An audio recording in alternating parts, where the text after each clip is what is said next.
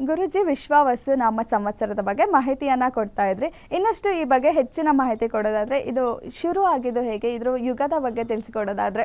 ಇದೊಂದು ಅದ್ಭುತವಾದಂಥ ವಿಚಾರ, ತಿಳ್ಕೊಬೇಕು ನಾವು. ಇದನ್ನೇ ಮುಖ್ಯ. ಪ್ರತಿ ವರ್ಷ ನಮ್ಮ ರಾಶಿಗೆ ಹೇಗಿದೆ ಅದು ಎಲ್ಲರಿಗೂ ತಿಳಿಯುವಂಥ ವಿಚಾರ.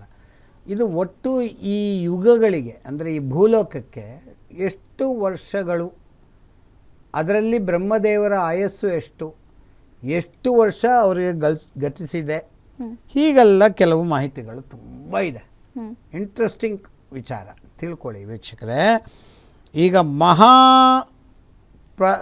ಇದು ಯುಗಗಳು 43,20,000 ವರ್ಷಗಳು ಟೋಟಲ್. ಯಾವುದು? ಕೃತ, ತ್ರೇತ, ದ್ವಾಪರ ಯುಗ ಮತ್ತು ಕಲಿಯುಗ. ಇದು ಎಷ್ಟು ಯುಗಗಳು ಕಳೆದಿದೆ, ಎಷ್ಟು ದಿನಗಳು ಆಗುತ್ತೆ ಬ್ರಹ್ಮದೇವರಿಗೆ ಅನ್ನೋದೊಂದು ಕೆಲವು ಮಾಹಿತಿ ಇದೆ. ಇದ್ರ ಒಂದೊಂದೇ ಹೇಳ್ತಾ ಹೋಗ್ತೀನಿ. 17,28,000 ವರ್ಷಗಳು ಯಾವುದಕ್ಕೆ? ಕೃತಯುಗಕ್ಕೆ. ನರಸಿಂಹದೇವರು ಅವತಾರ ಮಾಡಿದ್ರಲ್ಲ ಆ ಯುಗ. ಶುಕ್ಲವರ್ಣ, ವೈಟ್ ಕಲರ್ ಬಣ್ಣ, ಭಗವಂತ 4 ಪಾದದ ಧರ್ಮ, ಅಸ್ಥಿಗತ ಪ್ರಾಣ ನಮ್ದು ಬರುತ್ತೆ ಮುಂದೆ. ಅಸ್ಥಿ ಅಂದರೆ ಎಲುಬು, ಅದರಲ್ಲೇ ಜೀವ ಇದ್ದಿತ್ತು. ಅಸ್ಥಿಗತ ಪ್ರಾಣ, ಸತ್ಯವಾದಿ ಜನರು, ಒಂದು ಸುಳ್ಳು ಹೇಳ್ತಿರಲಿಲ್ಲ. ಮತ್ತು ಮನುಷ್ಯನ ಎತ್ತರ 28 ಹಸ್ತಗಳು ಅಂತ, ಹಸ್ತಗಳ ಲೆಕ್ಕದಲ್ಲಿ 28 ಹಸ್ತಗಳು.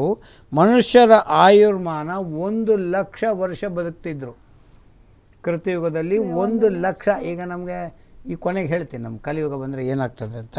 1,00,000 ವರ್ಷಗಳು, 7 ಬಾರಿ ಧಾನ್ಯೋತ್ಪತ್ತಿ.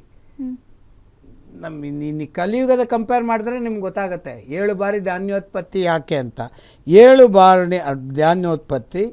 ಸುವರ್ಣಮಯ ಪಾತ್ರೆಗಳು, ಬರೀ ಬಂಗಾರದೇ ಪಾತ್ರೆಗಳು ಇಲ್ಲವೇ ಇಲ್ಲ, ಬೇರೆ ಯಾವುದೂ ಇಲ್ಲವೇ ಇಲ್ಲ, ಎಲ್ಲವೂ ಬಂಗಾರದ ಪಾತ್ರೆಗಳು ಇರ್ತಿದ್ದು. ರತ್ನಮಯ ವ್ಯಾಪಾರ. ಒಟ್ಟು 20 ಪುಣ್ಯ ಮನುಷ್ಯ ಮಾಡ್ತಿದ್ದಿದ್ದು, 0 ಪಾಪ. ಎಷ್ಟು ಚೆಂದ ಇದೆ ನೋಡಿ. ಮತ್ತು ಅದಾದ ಮೇಲೆ ತ್ರೇತಾಯುಗ 12,96,000 ವರ್ಷಗಳು ಟೋಟಲ್. ಯಾವುದು? ಶ್ರೀರಾಮಚಂದ್ರ ಹುಟ್ಟಿದಂಥ ಈ ತ್ರೇತಾಯುಗದಲ್ಲಿ 12 ವರ್ಷದ ತ್ರೇತಾಯುಗದ ರಕ್ತವರ್ಣ ಭಗವಂತ 3 ಪಾದ, ಪೂರ್ವಪಾದದ ಧರ್ಮ, ಮಾಂಸಗತ ಪ್ರಾಣ. ನಿನ್ನ ಜೀವ ಎಲ್ಲಿದೆ ಅಂದರೆ ಮಾಂಸದಲ್ಲಿ. ಆ ಕಾಲದಲ್ಲಿ ರಾಮದೇವರು ತಿಂತಿದ್ರು ಅಲ್ಲ, ಮಾಂಸಗತ ಪ್ರಾಣ. ರಾಮದೇವರು ತಿಂತಿರಲಿಲ್ಲ. ಮಾಂಸಗತ ಪ್ರಾಣ. ಮನುಷ್ಯನ ಎತ್ತರ 14 ಹಸ್ತಗಳು. ಇಲ್ಲಿ 28 ಇತ್ತು, ಈಗ 14ಕ್ಕೆ ಬಂತು. ಮನುಷ್ಯನ ಆಯುರ್ಮಾನ 10,000 ವರ್ಷಗಳು. ರಾಮಚಂದ್ರ 11,000 ವರ್ಷ ಈ ಭೂಮಿಯಲ್ಲಿದ್ದ ಅಯೋಧ್ಯೆಯಲ್ಲಿ. ಆಮೇಲೆ ಅವನು ಹೊರಟಿದ್ದು 11,000 ಇಯರ್ಸ್. ಅದರಲ್ಲಿ ಆಯುಷ್ಯ ಎಷ್ಟು? ದೀರ್ಘಾಯುಷ್ಯ ರಾಮದೇವರಿಗೆ 10,000 ವರ್ಷಗಳು ಇದ್ದಂಥದ್ದು. ಆಮೇಲೆ 5 ಬಾರಿ ಧಾನ್ಯೋತ್ಪತ್ತಿ, 5 ಸಲ ಬೆಳವಣಿಗೆ. ಭತ್ತ ಹಾಕಲಿ ಜೋಳ ಹಾಕಲಿ 5 ಬಾರಿ ಬೆಳೀತಿತ್ತು. ಮತ್ತು ಬೆಳ್ಳಿ ಪಾತ್ರೆಗಳು, ಸುವರ್ಣಮಯ ಪಾತ್ರೆ ಎಲ್ಲ. ಸುವರ್ಣಮಯ ಪಾತ್ರೆ ಅಂದರೆ ಬೆಳ್ಳಿ ಪಾತ್ರೆಗಳು. ಪುಣ್ಯ 15, ಪಾಪ 5 ಮಾಡ್ತಿದ್ರು. ತ್ರೇತಾಯುಗದಲ್ಲಿ ಪಾಪ ಇದ್ದರಲ್ಲ, ರಾವಣ ಕುಂಭಕರ್ಣ ಅಂತ ಮಹಾನುಭಾವರು ಹುಟ್ಟಿದ್ರಲ್ಲ, 15 ಆ್ಯಕ್ಚುಲಿ 15 ಪುಣ್ಯ 5 ಪಾಪ. ಇದು ತ್ರೇತಾಯುಗದ ಲಕ್ಷಣಗಳು. ಇನ್ನು ದ್ವಾಪರ ಯುಗ, ನಮ್ಮ ಶ್ರೀಕೃಷ್ಣ ಪರಮಾತ್ಮ ಹುಟ್ಟಿದಂಥ ವರ್ಷಗಳು. ಪೀತಾಂಬರ ವರ್ಣ ಭಗವಂತ. ಪೀತಾಂಬರ ಅಂದರೆ ಕೆಂಪು ಬಟ್ಟೆಯ ಭಗವಂತ. 2 ಪಾದಗಳು ಧರ್ಮ. ರಕ್ತಗತ ಪ್ರಾಣ ಆಗಿತ್ತು. ಮನುಷ್ಯನ ಎತ್ತರ 7 ಹಸ್ತಗಳು. ಮನುಷ್ಯರ ಆಯುರ್ಮಾನ 1,000 ವರ್ಷ. ಮನುಷ್ಯನ ಆಯುಸ್ಸು ಎಷ್ಟಿರ್ತಿತ್ತು? 1,000 ವರ್ಷ. ಮತ್ತು 3 ಬಾರಿ ಧಾನ್ಯೋತ್ಪತ್ತಿ. ತಾಮ್ರದ ಪಾತ್ರಗಳು. ರಜತಮಯ ಬೆಳ್ಳಿದೆ ವ್ಯಾಪಾರ. ಮತ್ತು 10 ಪಾಪ 10 ಪುಣ್ಯ ಈಕ್ವಲ್ ಬಂದ್ವಿ. ನಮ್ಮ ಕಲಿಯುಗ ಅಂದರೆ ಏನು ತಿಳ್ಕೊಂಡಿದ್ದೀರಿ? ನಾವು ಯಾರು ಕಡಿಮೆ ಅಂತ ಹೇಳಿದ್ವಿ. ಅದರಲ್ಲಿ ಈಗ ಗತಿಸಿದ ವರ್ಷ ಎಷ್ಟು ನೀವು ತಿಳ್ಕೊಂಡ್ರೆ ಇನ್ನು ಬಾಕಿ ಉಳಿದಿದ್ದು ಇನ್ನೇನೇನು ಆಗುತ್ತೆ ಅನ್ನೋದನ್ನು ಇಲ್ಲಿ ಸ್ಪಷ್ಟ ಮಾಹಿತಿಗಳು. 4,32,000 ವರ್ಷಗಳು ಕಲಿಯುಗ. ಆಯಿತಾ? ಅದರಲ್ಲಿ ಕೃಷ್ಣವರ್ಣ, ಕಪ್ಪು ಬಣ್ಣ ಭಗವಂತ, ಒಂದೇ ಪಾದ ಧರ್ಮ, ಅನ್ನಗತ ಪ್ರಾಣ. ಇಲ್ಲೆಲ್ಲ ಮಾಂಸಗತ, ರಕ್ತಗತ, ಅಸ್ಥಿಗತ ಬಂತು. ಆದರೆ ಇದರಲ್ಲಿ ಅನ್ನದೇ ಜೀವ. ಅನ್ನ ಸಿಕ್ಕರೆ ಸಾಕಪ್ಪ. ಅದಕ್ಕೆ ಅನ್ನಗತ ಪ್ರಾಣ. ಮನುಷ್ಯನ ಎತ್ತರ 3.5 ಹಸ್ತಗಳು. ಮನುಷ್ಯರ ಆಯುರ್ಮಾನ 120 ವರ್ಷಗಳು. ಎಲ್ಲಿಂದ ಎಲ್ಲಿಗೆ ಇಳಿದ್ವಿ ನೋಡಿ, 120 ವರ್ಷಗಳು. ಅಸತ್ಯವಾದಿ, ಬರೀ ಸುಳ್ಳೆ ಹೇಳುವಂಥವನು. ಮತ್ತು 2 ಬಾರಿ ಧಾನ್ಯೋತ್ಪತ್ತಿ ಆಗೋದೇ ಕಷ್ಟ, ಆದರೂ ಆಗ್ತಾಯಿದೆ. ಮತ್ತು ಬರೀ ಮಣ್ಣಿಂದೇ ಪಾತ್ರೆ. ತಾಮ್ರ ಹೋಯಿತು, ಬೆಳ್ಳಿ ಹೋಯಿತು, ಬಂಗಾರ ಹೋಯಿತು, ಮಣ್ಣಿನ ಮಡಿಕೆ ಅದೇ ನಮಗೆ ದೊಡ್ಡ ಪಾತ್ರೆ. ಮಣ್ಣಿನ ಪಾತ್ರೆಗಳು. ಮತ್ತು 5 ಪಾಪ ಪುಣ್ಯ, 15 ಪಾಪ. ಎಷ್ಟು 3% ಆಫ್ ಪುಣ್ಯದ ಕಳ್ಕೊಂಡು ತಿರ್ಗಾ ನಾವು ಏಸು ಕಾಯಂಗಳ ಕಳೆದು 84 ಲಕ್ಷ ಜೀವರಾಶಿಗಳನ್ನೆಲ್ಲ ದಾಟಿ ಬಂದಂಥ ಈ ಶರೀರ ತಾನಲ್ಲ, ತನ್ನದಲ್ಲ, ಮುಂದೆ ಬಾಹುದಲ್ಲ, ಆಸೆ ಸ್ಥಿರವಲ್ಲ, ದಾಸನಾಗು ವಿಶೇಷನಾಗು. 84 ಲಕ್ಷ ಶರೀರಗಳನ್ನೆಲ್ಲ ದಾಟಿಕೊಂಡು ಬಂದಿದ್ದೀವಿ. ಬರೀ 84 ಅಲ್ಲ, ಅದರಲ್ಲಿ ಡಿಫ್ರೆಂಟ್.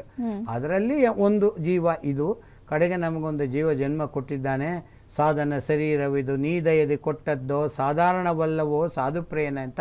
ಅದನ್ನೆಲ್ಲ ಮತ್ತೆ ತಿರ್ಗಾ ಇನ್ನೆಲ್ಲಿಗೆ ಹೋಗ್ತೀವೋ ಏನು ಮಾಡ್ತೀವೋ ನಮ್ಗೆ ಗೊತ್ತಿಲ್ಲ. ಇದನ್ನು ಸತ್ಯವಾಗಲೂ ಒಳಗಡೆ ರಹಸ್ಯವಾಗಿ ಇಟ್ಟಿರುವಂಥ ಈ ವಿಚಾರಗಳು. ಅದಕ್ಕೆ ಕಲಿಯುಗ. ಇಂಥ ಮಹಾಯುಗಗಳು 50 ಕಳೆದಿದೆ ಅಷ್ಟೇ. ಅದು 100 ಕಳೆದ್ರೆ ಬ್ರಹ್ಮದೇವರಿಗೆ 1 ದಿನದ ಲೆಕ್ಕ, ಒಂದೇ ದಿನ ಅಂತ. 100 ವರ್ಷ ಆಯುಸ್ಸು ಬ್ರಹ್ಮದೇವರಿಗೆ. 50 ಇಯರ್ಸ್ ಆಗಿದೆ ಈಗ ಇಂಥ ಯುಗಗಳು. ಅಂದರೆ ಈಗ ನಾವು ಕೇಳ್ತೀವಲ್ಲ, ರಾಮಾಯಣ ಮಹಾಭಾರತ ಎಷ್ಟು ಸಲ ಆಗಿದೆಯೋ ಹಾಗೆ ಆಗೋದಾಗ್ತಾ ಇರುತ್ತೆ. ನಮಗೆ ಸಿಕ್ಕಿದ್ದು ಈಗ ಮೊನ್ನೆ 10,000 ವರ್ಷದ ಹಿಂದೆ, 5,000 ವರ್ಷದ ಹಿಂದೆ. ಅದಲ್ಲ, ಆ ಥರದ್ದು ಎಷ್ಟೋ ಆಗಿದೆ. ಅದರಲ್ಲಿ ಆ ಥರ ಬ್ರಹ್ಮದೇವರಿಗೆ ಆಯಸ್ಸು 76 ಸಂವತ್ಸರಗಳ ಕಳೆದಿದ್ದು 50 ವರ್ಷಗಳ ಆಯಸ್ಸನ್ನು ಬ್ರಹ್ಮದೇವರು ಪಡೆದಿದ್ದಾರೆ. ಇಷ್ಟ ಇದರ ಮಾಹಿತಿ. ಇದನ್ನು ಸಂಪೂರ್ಣವಾಗಿ ತಿಳ್ಕೊಂಡ್ರೆ ಈ ದಿನಗಳಲ್ಲಿ ಸ್ವಯಂಭೂ ನಾಮ ಸಂವತ್ಸರ, ಇದು ಮನ್ವಂತರ. ಈ ಮನ್ವಂತರ ಸ್ವಯಂಭೂವು ಮತ್ತು ಸ್ವರಜಿತ, ಉತ್ತಮ, ತಾಪಸ ಮತ್ತು ರೇವತ, ಚಕ್ಷುಸು ಎಂದು ಹೇಳಿ ಮನ್ವಂತರಗಳು ಕಳೆದಿದೆ. ಈಗ 7ನೇದು ವೈವಸ್ವತ ನಾಮ ಸಂವತ್ಸರ ಸ್ಟಾರ್ಟ್ ಆಗಿದೆ. ಇಂಥದ್ದು ಹೆಸರುಗಳು 100 ಬರಬೇಕು. 100 ಬಂದರೆ 1 ದಿನ ಬ್ರಹ್ಮದೇವರಿಗೆ. ಇದೇ ಮೋಸ್ಟ್ ಇಂಪಾರ್ಟೆಂಟ್ ರಹಸ್ಯ. ಈ ವಿಶ್ವವಸು ನಾಮ ಸಂವತ್ಸರದಲ್ಲಿ ಪ್ರತಿ ವರ್ಷ ನೋಡ್ತೀವಿ. ನೋಡ್ತೀವಿ.